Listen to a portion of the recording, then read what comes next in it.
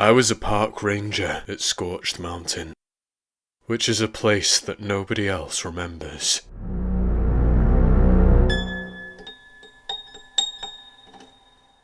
During my service as a ranger, I learnt that nature doesn't give a rat's rear about any of us. If mankind were to be expunged from Earth, whether by some unforeseeable tragedy or our own apish temperament, then Mother Nature's green limbs would make quick work of shoveling our many accomplishments and failures into its dirt maw. The planet would heal, we would be forgotten, and perhaps that would be for the best. Mankind, on the other hand, would do well to never forget the ground below. We would do well to never take our eyes off nature, the calloused hand that feeds, for it is a might we will never best. That is what frightens me above all else. There exists a place others have collectively forgotten. A brutal mound, lost to the soil, which harbours a darkness that may end us all. Scorched Mountain. In 1991, that park disappeared forever, and only I seem to remember it ever existed. No, Aaron repeated. Wake up, mate. I shook my head, freeing it of the cobwebs and rot that plagued my thoughts as a young boy. I was not an 18-year-old man, as I viewed myself at the time, but an 18-year-old child. One riddled with doubts and hubris. A lethal cocktail. Sorry, Mr. Simpson, I said. Aaron snorted. Mr. Timpson? Oh, screw you. I'm 30 years old. Call me Aaron before I come over there and break your nose. Careful, I smiled. I wouldn't want you to slip a disc. The man laughed. I see. Right. The transition from formal to informal was that easy for you, huh? Not even a transition. That was a complete switch. Sorry, I said. No, I'm joking. You're a funny guy, Noel. How are you finding Scorched Mountain? Aaron asked. I shrugged. It's cool, I guess. Teenagers. He laughed. But I get it. Scorched Mountain. I remember coming here as a kid and being a bit disappointed, to be honest. The place sounds metal, you know? Hardcore. With a name like that, you expect to find at least one skeleton on the rocks. But it's just pretty, I said. Aaron smirked. Yeah, sure, it's pretty. And that's great, but it's, it's not as wild as I expected. Really? It's nature. It's supposed to be peaceful, I said. In England, maybe. But I hear some wild stories from the States. Grizzly bears, Bigfoot, the chupacabra. Where are our cryptids? He sighed. Yeah, well, that's America. This is England. We don't have ferocious animals that'll tear you to pieces, I said. Oh, I don't know, Aaron replied, nodding at the door.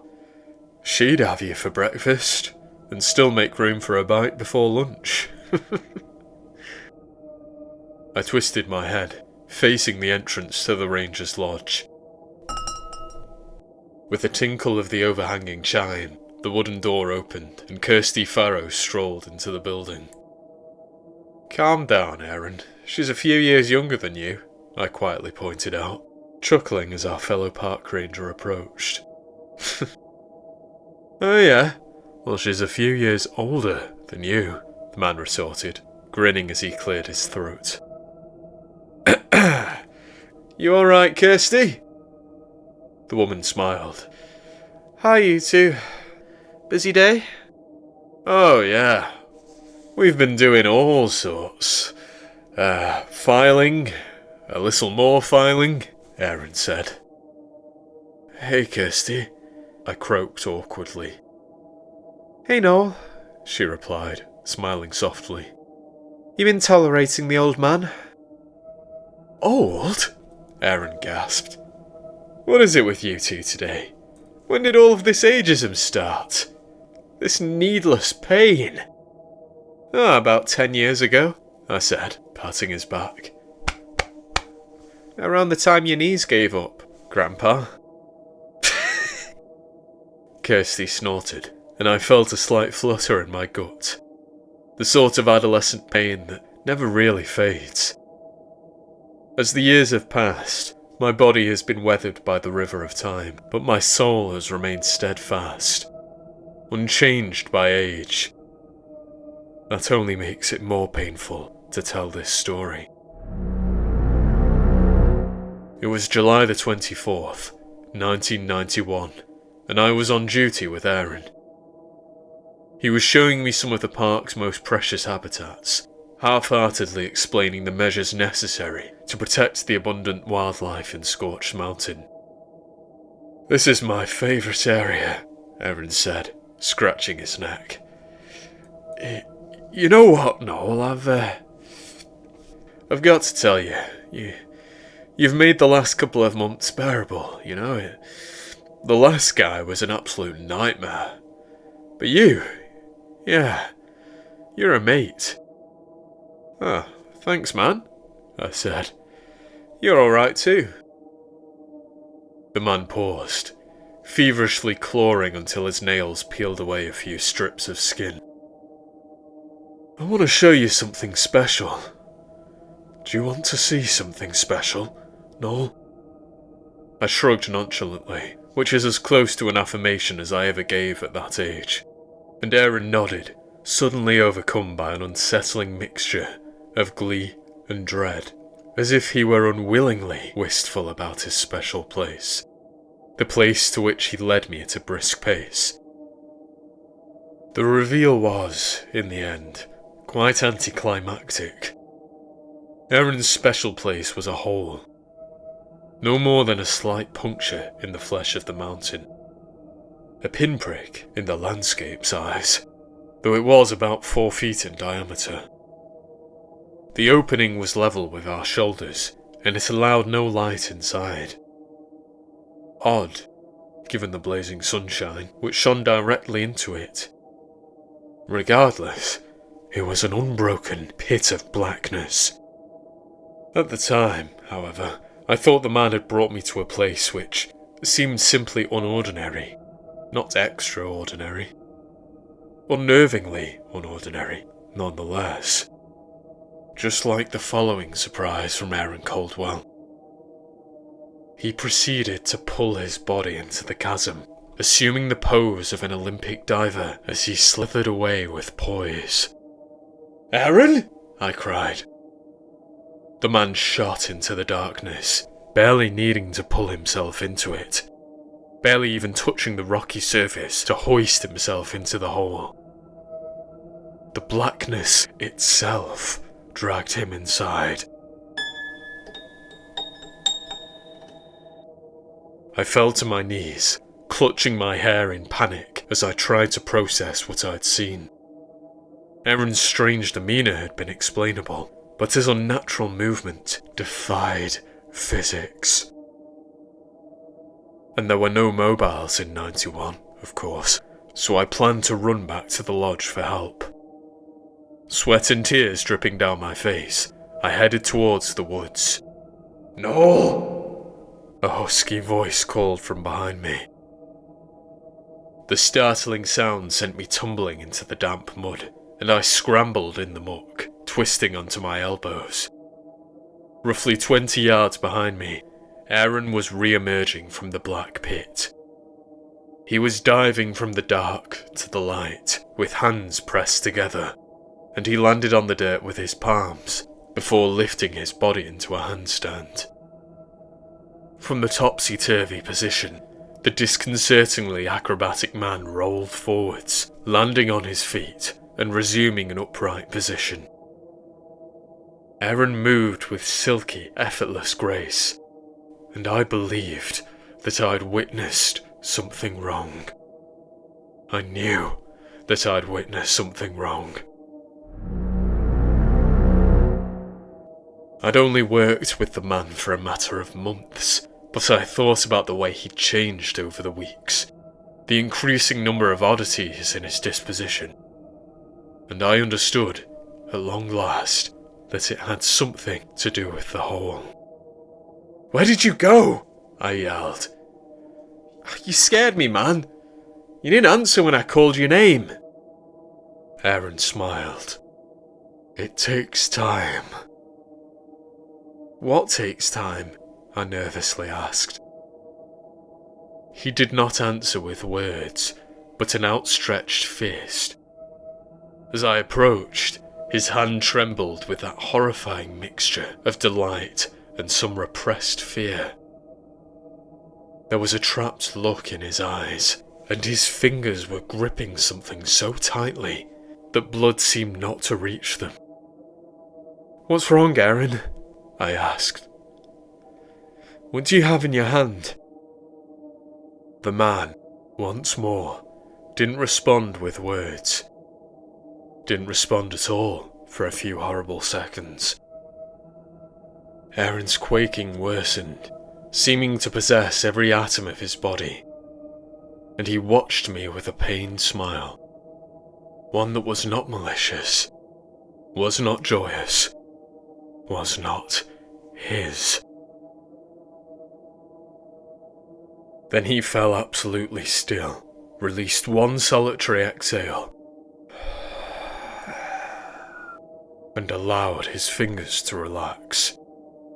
Allowed each one, in turn, to curl outwards. In his palm was a blue pebble. A pebble that did not pulsate, did not appear to hold any mystic secrets. It was a dull colour, and its constitution seemed similar to the limestone which formed the mountain.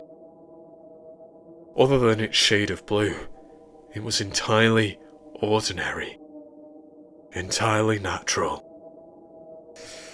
"That's lovely, Aaron," I uncertainly said. Unusual colour. Yeah, I see why you find this little tunnel so special." "I've been taking them," he whispered, lifting the rock towards his face to observe it. "Right. Are you secretly some sort of, geologist?" I asked, laughing nervously. Aaron frowned, as if I'd asked the most idiotic question imaginable. "I don't collect them, no." The man shocked me again by thrusting his hand into his wide jaws and swallowing the small rock without so much as taking a bite. Obviously, that would have shattered every tooth in his mouth, but it's also obvious that swallowing a pebble, certainly one half the size of a palm, should cause a catastrophic injury. Yet, it didn't. "Aaron!" I shouted. What are you doing?" My manager, surprisingly, did not choke on the pebble. He did struggle a little to ingest the shape, which bulged through his neck skin as it travelled down his esophagus, and Aaron's veins throbbed for a second, colour intensifying, as if something were taking hold of his body. Moments later, the pebble sat in his gut, and his grin broadened. "All gone," he gently explained. I didn't say another word as we walked back to the lodge, and neither did he. I was prepared to tell Kirsty about everything that happened, but I thought it better to let her see for herself. However, the man was composed by the time we returned, and that was when I realised he may have been concealing his true nature for longer than I'd thought. May have been consuming the pebbles for years. I waited until the man had left the room before I told my friend what happened.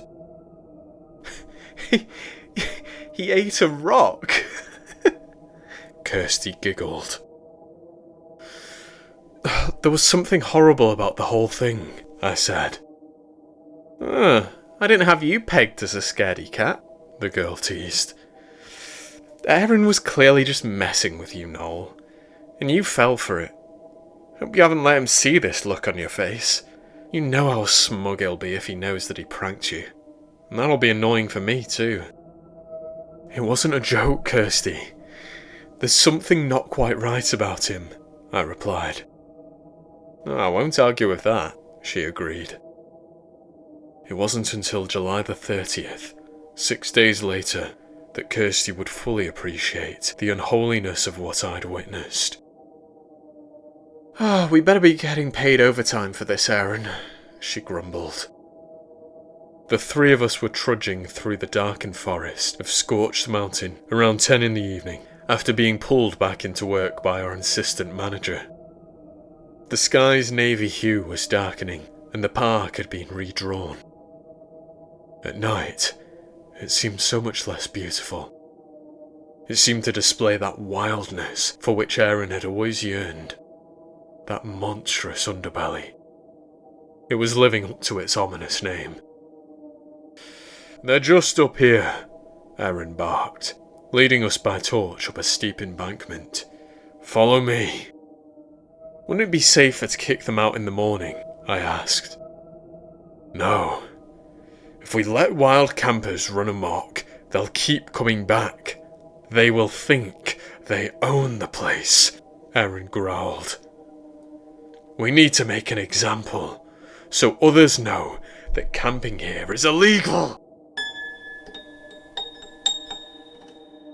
I didn't like any of it.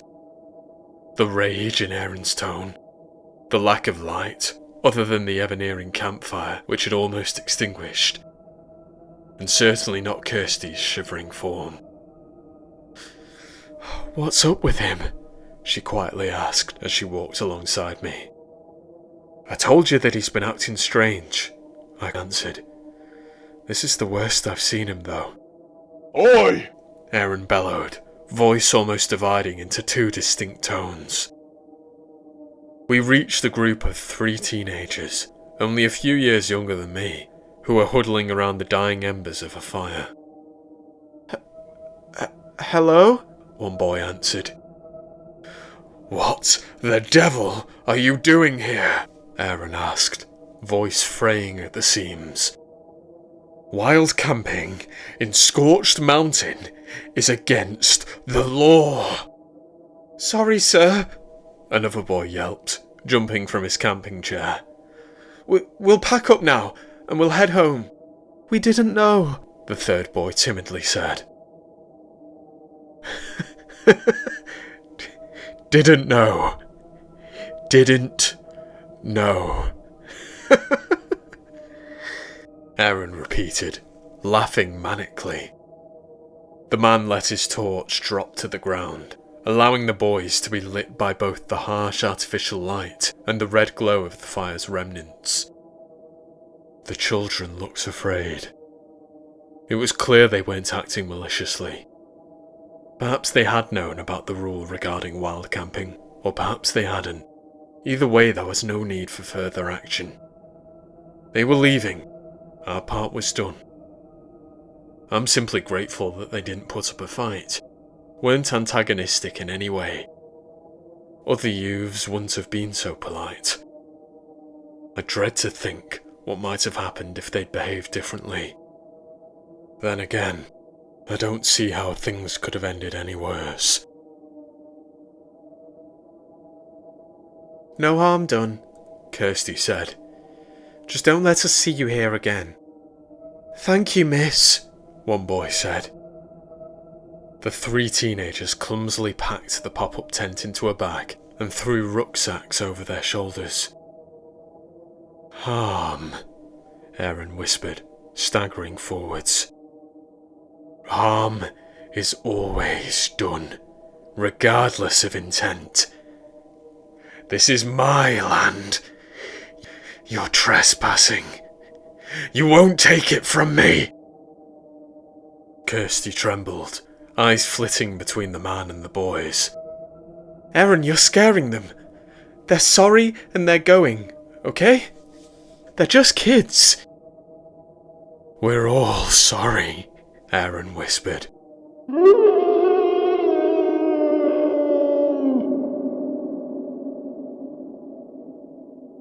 Then he howled. A howl not only beyond human, but beyond the vocal cords of any living thing. It ricocheted off every surface in Scorched Mountain. Rocks, flesh, and the rippling water of the nearby lake. Kirsty, the boys, and I screamed in unison, not only due to Aaron's unearthly sound. We screamed because the mountain started to shift. The mound's descent into the dirt was gradual, relative to its size, but the rate at which it sank was terribly quick to our eyes. The 6 of us were specks in comparison, and the Scorched Mountain saw nothing of what happened to those specks next. Aaron lunged. It was over in seconds. He moved with such petrifying speed, ran sharp, searching fingers through the bodies of the teenagers, as if he were breaking bread for some awful feast. Given the hunger in his eyes, which were illuminated by the torchlight and dancing embers, I thought Aaron would devour the boys, swallow them whole like blue pebbles, not even chewing their wriggling bodies, just allowing them to slide down his gullet. But the fact that Aaron did not consume them was somehow worse. As the boys screamed, the monster dissected their bodies. Unnaturally strong fingers carved deep gashes through limbs, until the 3 teenagers were bloody mounds in the grass. One boy crawled away, without eyes or legs, blind to the world, yet still fighting to live. Fighting for another day, regardless of how terrible it would have been. I think about that often.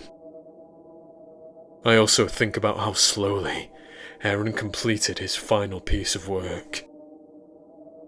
He removed the boy's head by ripping it from the neck with measured heaves. Midway through the decapitation, moments before his death, the teenager seemed to lose consciousness, which was a slight blessing. The only blessing. There. It's quiet now, Aaron panted. Kirsty shrieked, having been silent for the 20 seconds it took the creature to end the lives of the boys. And then the man, veins glowing through his flesh as if they might burst free, shot his head towards her. Much as I expected, he did not hesitate, which was why I had already started to run. I couldn't move as quickly as the inhuman thing, but I knew what he planned to do. I pushed Kirsty aside a mere second before Aaron barreled into her, but he collided with me instead.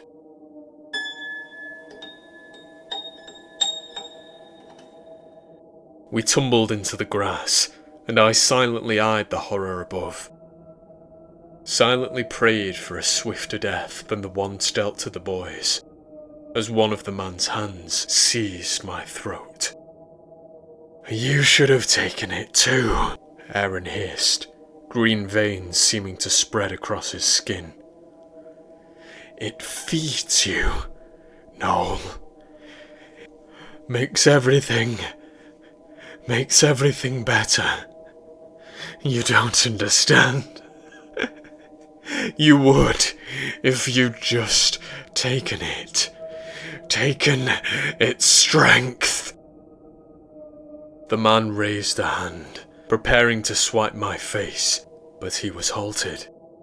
Halted by greenery that spread not from his flesh, but the dirt. And I realised At that moment, Aaron was coated in more than bulging, infected veins. He was coated in thick vines from the ground below, vines which constricted him. I slipped away from the man, crawled towards Kirsty, and watched as nature began to claim him, began to return him to the mud, much like the Scorched Mountain itself, a mound whose rocky remnants had fallen to earth, a mound being slowly concealed by gliding shrubbery. I held Kirsty, shielding her eyes from Aaron. He pleaded with us, pleaded with silent pupils and a piercing scream as his body vanished into the ground, dragged below by Mother Earth. Kirsty and I fled, but I remember little of that night after the mountain vanished. I remember only what happened when I woke. I rushed to the landline, called my friend, and asked her what we should do. Asked her how to explain what we saw to the police. Who are you? How did you get this number? Kirsty asked. What? I paused, frowning. Kirsty, it's me, Noel. I know last night was... Look, we need to call the police and take them to the scene at Scorched Mountain. I don't know you, Noel, Kirsty said. And I've never heard of Scorched Mountain. The call ended before I responded, and I looked in the mirror. Looked at the bruising on my swollen neck, which was horribly tender from Aaron's vicious assault. A tightness constricted my ribcage, crushing my lungs. A tightness that only worsened as I talked to friends, loved ones, and anyone who would listen. Nobody had heard of Aaron Caldwell. Nobody had heard of the boys who were missing. And nobody had heard of Scorched Mountain.